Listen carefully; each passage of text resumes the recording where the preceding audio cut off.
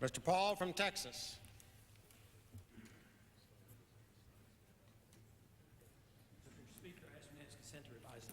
Without objection. Mr. Speaker, frequently I'm asked when I'm in my district if Congress is making any progress in solving the problems that this country faces. I wished I could be more optimistic in my answer, yet I am optimistic about the people in the district and the people in the country because I think they are beginning to see the problems correctly and they're beginning to sense that we should be doing more to solve the problems. But truthfully, I can't give them an optimistic answer about the progress we're making here within the House of Representatives and in the Senate.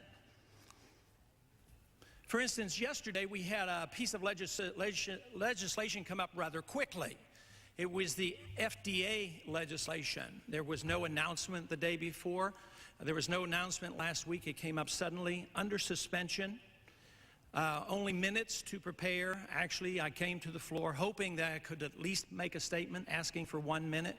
But because it was managed by both majority and minority that supported the bill, there just happened not to be any time available to discuss anything in the FDA legislation.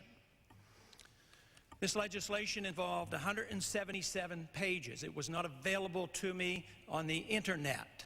It's a complex piece of legislation and something that I think is a very important piece of legislation. I have received numerous pieces of correspondence critical of this legislation and urging caution on its passage.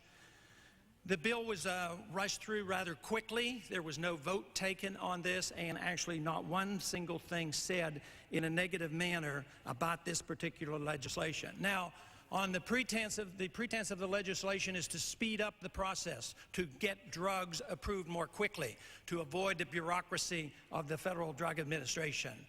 And quite frankly, there probably is plenty of bureaucracy over there that slows up the process.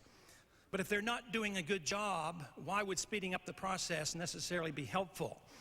If they speeded up the process to get drugs out like dexfenfluramine, which is a drug now known to cause heart valve disease, I cannot see the purpose of trying to speed up a process that guarantees very little to the consumer. Quite frankly, the good housekeeping seal of approval that the FDA puts on it, I question. I favor the original good housekeeping seal of approval, something done more privately. But the serious parts of this legislation, which I believe will come back to haunt many in this Congress, and I'm predicting they will hear from the constituents and from many groups interested in this issue. For the first part, in the first way, the bill itself internationalized regulations for the first time to conform. The regulations are to conform with all other nations when possible. I do not see this in a positive step in any way. Unfortunately, it diminishes the state's role in regulation and in food labeling, and it allows more federal regulation rather than less.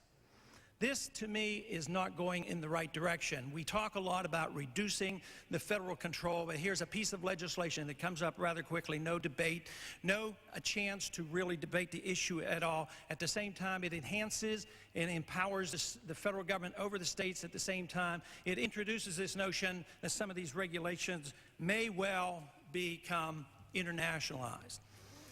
In another area, I think we've done a poor job, and that has to do with the budget.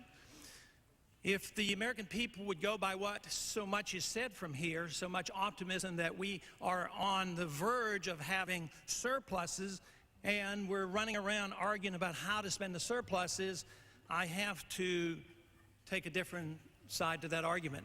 I don't see the surpluses.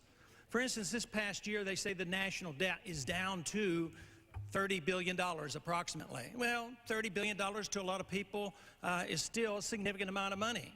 So a $30 billion deficit should not be ignored.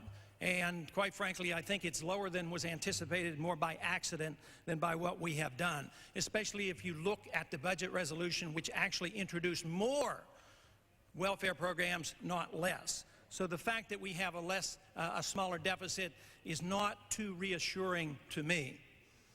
If you look at the increase in the national debt, it suggests another story.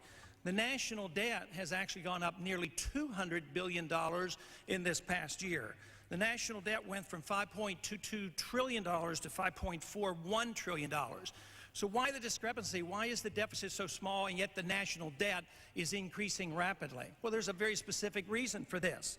More money is being borrowed from the trust funds such as Social Security. That's not a solution, that's a problem. Gentleman's time has expired.